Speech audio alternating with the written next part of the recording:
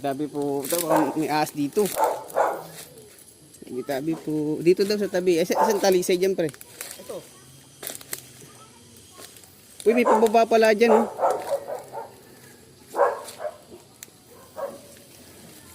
Ito? Ayan, tabi ng creek. Talisay. Asan talisay na puno? Ayan. Ito, yung malaki na to? Ah, talisay pala to. Eh, dito nga. Ang tanong, saan yung ano dito? Picturean mo tapos pakita mo kay sa presidente kung saan. Eh, binibidyo ko na nga, oh.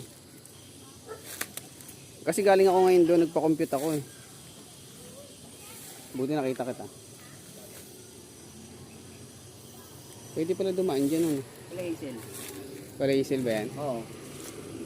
Tagus niya kalahisil. Kaya totoo na ba yan? Oo. Gagamba! Hanggang sa creek pala yan, pre, no? Ah, bato na yung bahay dito.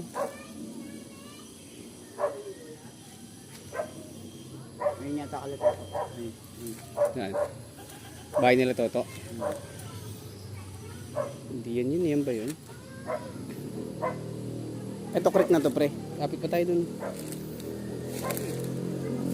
Wala na kasi yung mga muhon dito. Para nabunot na eh. Muon? Walang may muhon daw dito eh. Maganda to palinisan mo. Oo nga, pre.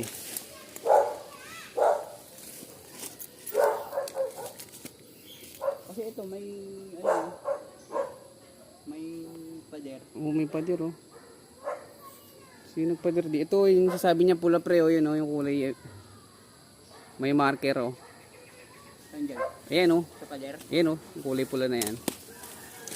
Ayun yung sabi ni Ate Lita kanina. Anong pula? Ayun yung parang may nabura na nga, oh.